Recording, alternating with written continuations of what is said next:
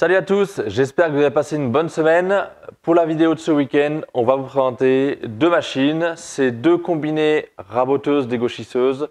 D'un côté, la Metabo HC260 et de l'autre côté, la DeWalt D27300. Allez, on passe aux caractéristiques techniques. Vous allez voir que les deux machines sont relativement similaires, mais il va y avoir des petits points d'utilisation quotidienne qui vont faire qu'on va en préférer l'une ou l'autre. Alors, parmi les caractéristiques qui vont différer, on va avoir la Metabo, la HC260, qui pèse quand même 71 kg contre 53 kg pour la DeWalt. Donc, sachant que c'est des machines qui peuvent à la fois servir pour des ateliers de petite dimension, mais également pour un professionnel sur chantier, on va préférer avoir une machine qui va être quand même quasiment 17 kg, 18 kg moins lourde que la Metabo.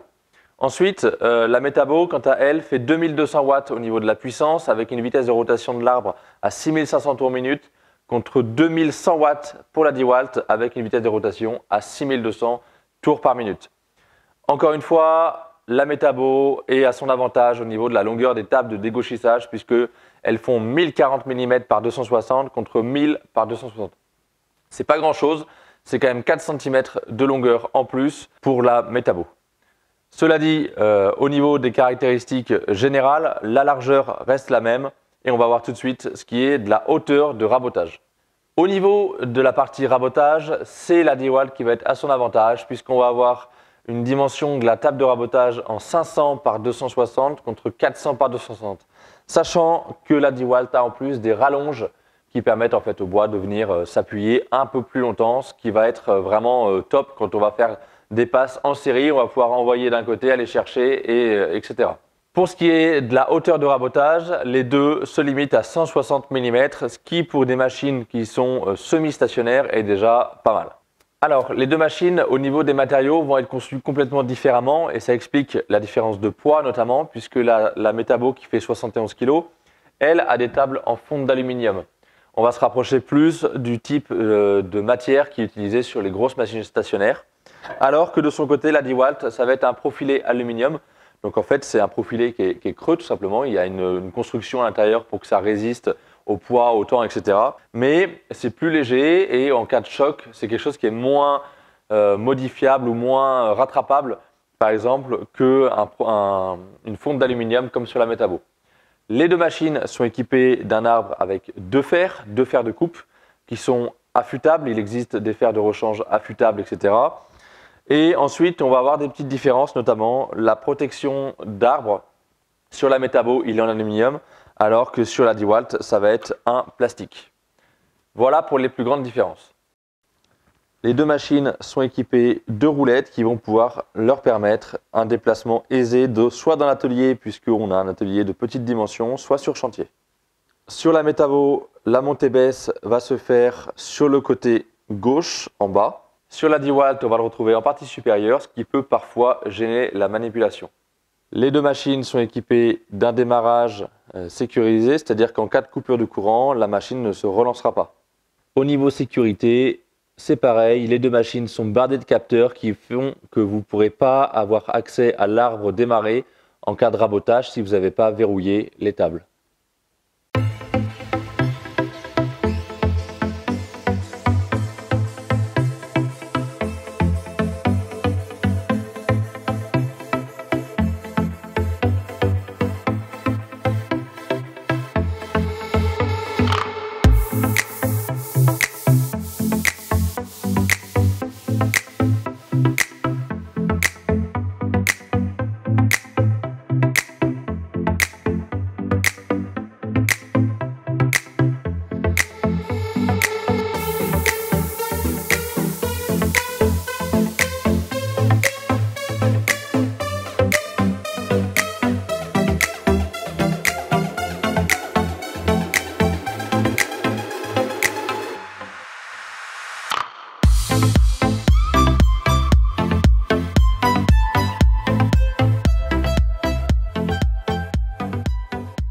Alors comme vous avez pu voir, au niveau de l'installation, c'est complètement différent entre la Metabo et la DeWalt.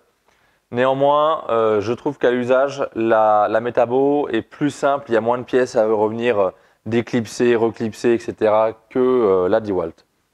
Et surtout, Une fois qu'on est en mode rabotage, on a un accès plus facile puisqu'on a retiré la table de sortie du mode dégauchissage. On la retire et on a accès directement à la table. Alors que là, il va falloir se pencher très légèrement dessous pour venir y insérer les pièces de bois. Allez, pour ce qui est des essais, on va démarrer tout de suite avec la DeWalt D27300. Donc pour aller un peu plus loin, au niveau du guide de protection d'arbre, le système pour le relever en fonction de la hauteur de la pièce à travailler, on vient tout simplement défaire cette manette et on va pouvoir le relever ou le baisser à volonté. Une fois qu'on a choisi la hauteur, on vient serrer. Pareil, si on a besoin de venir faire une pièce assez haute, on va pouvoir décaler la protection d'arbre vers l'extérieur, tout simplement on dévisse là et on vient pousser la protection de la largeur dont on a besoin. En bout de protection d'arbre, on vient retrouver ce petit système qui fait ressort, qui va nous permettre en fait de venir pousser la pièce contre la table. Un truc que je trouve pas super pratique, c'est la manivelle pour le monter-baisse de la raboteuse, puisqu'il est dans l'axe du passage de nos bras pour dégauchir. La métabo, il est placé ici, il est vraiment pas plus mal placé puisqu'on a complètement le quartier libre pour passer. Autre inconvénient, c'est que notre protection d'arbre, elle est limitée dans son relevage. Vous allez voir tout à l'heure sur la métabo, mais par exemple cette pièce de bois, si je veux venir la dégauchir, on vient embuter contre la protection d'arbre alors que ça fait seulement 73 mm de haut. Donc pour le travailler, il va falloir retirer la protection et venir travailler sa pièce.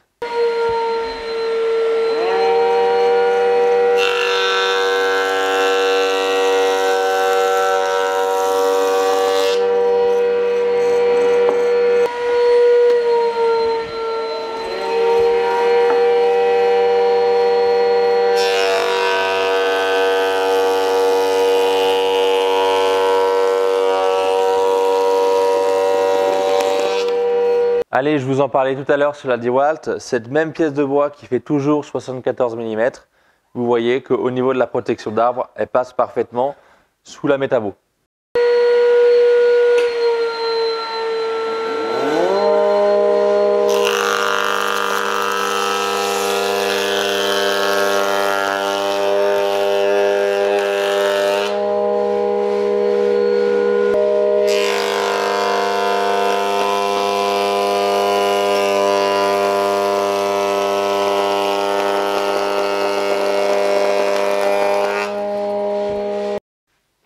Allez, maintenant qu'on a dégauchi une face, on va pouvoir se servir de cette surface de référence pour venir créer notre équerrage sur cette surface-là.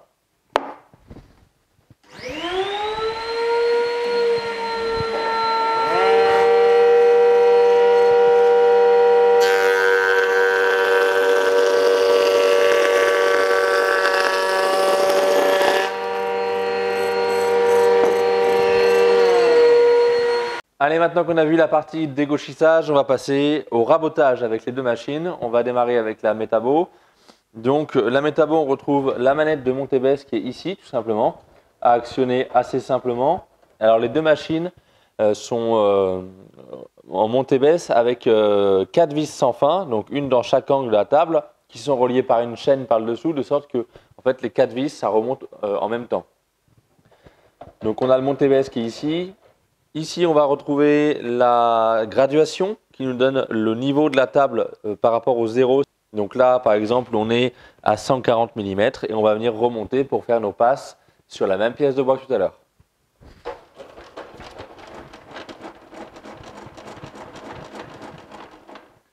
Donc vous voyez, on n'a vraiment pas de vibration, c'est très fluide au niveau de la montée-baisse. La machine est bien stable.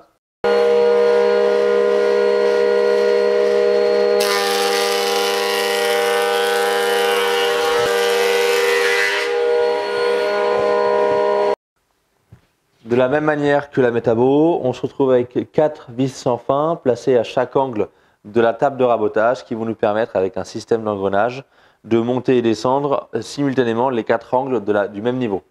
Alors la manivelle se trouve ici, notre référence de 160 à 0 se trouve ici.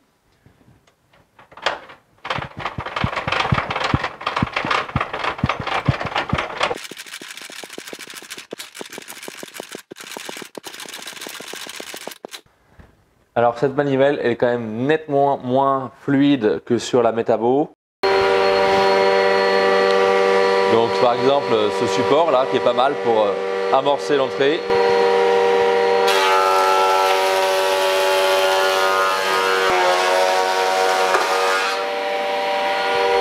Donc voilà pour la présentation de ces deux machines au niveau technique et l'utilisation en mode dégauchissage ou rabotage. Alors évidemment, on avait du sapin à notre disposition. On a pu faire des passes de 2,5, 3 mm. Évidemment que si on est sur du chêne, il faudra faire des passes d'1 mm et répéter l'opération autant de fois que nécessaire pour atteindre la dimension de votre pièce voulue. Mon avis sur les deux machines, on va se situer aux alentours de 1400 € TTC pour la DeWalt contre 800-850 € pour la Metabo. Pour moi, la Metabo, pour quelqu'un qui va l'utiliser en atelier en raison de son poids, donc qui ne va pas avoir à la charger ou la décharger régulièrement de son camion, la Metabo est la meilleure des deux machines. C'est-à-dire qu'on va avoir une finition supérieure à celle de la DeWalt, notamment sur des petites choses simples, mais qu'on va être amené à utiliser souvent quand on va dégauchir. C'est la vis pour le guide, enfin pour la protection d'arbre. Voilà, ça c'est vachement plus pratique que ce système-là, qui déjà à l'usage là des tests, ça commence déjà à montrer quelques signes de faiblesse. Par contre, c'est vrai que quelqu'un qui va être amené à emmener ses outils sur chantier, on pense par exemple à un charpentier ou même un menuisier qui va avoir à redégauchir, raboter quelques planches, il va peut-être privilégier la DeWalt puisqu'il y a quand même 18 kg d'écart entre les deux machines. Donc c'est vrai que celle-ci, tout seul, est plus facile à porter. Ensuite, pour moi, le deuxième défaut de la DeWalt, ça va être la manette ici, qui est mal placée et du coup ça bloque quand on vient tourner. La Metabo, on n'a aucun souci, ça va tout seul. C'est super facile de le faire, même en position pas forcément bien placée. Là, vous voyez, je suis au-dessus, je ne suis pas forcément bien placé pour le faire et ça va tout seul. Là, la DeWalt, on est sur un système qui est beaucoup plus rugueux, on va dire. Et au quotidien, c'est pas plus agréable que ça. Alors quand même, à la décharge de la DeWalt, c'est une machine qui va être beaucoup plus silencieuse que la Metabo. C'est-à-dire que son système déjà de mise en rotation de l'arbre est plus silencieux que sur la Metabo. Et en plus de ça, comme c'est des machines dont l'avance du mode raboteuse n'est pas désactivable comme sur une machine d'atelier, le système est toujours en route. Et les engrenages de la Metabo font un raffut, ça racle, etc. Donc, évidemment, de toute façon, c'est des machines normalement qu'on va utiliser avec un casque, mais ça n'empêche que voilà, la DeWalt est très silencieuse pour ce type de machine-là. Alors évidemment, en complément de l'une ou l'autre des deux machines au moment de l'achat, si ce n'est pas déjà fait, prévoyez de prendre un aspirateur à copeaux. Oubliez tout de suite de brancher votre aspirateur domestique à la sortie de ces machines-là, ça fait un volume de copeaux phénoménal. C'est-à-dire que là, le peu qu'on a raboté et dégauché dans la vidéo, ça vous remplit quasiment 50 litres de copeaux. Donc prévoyez un achat complémentaire, c'est à rajouter dans le budget. Il existe des aspirateurs copeaux petit budget, moins de 100 € et en fonction du nombre de sacs et de la puissance que vous allez avoir envie, ça peut aller beaucoup plus haut. Allez, j'espère que cette vidéo vous a plu. Pensez à liker, à vous abonner un max, partager et on se retrouve le week-end prochain pour une nouvelle vidéo. Allez, ciao!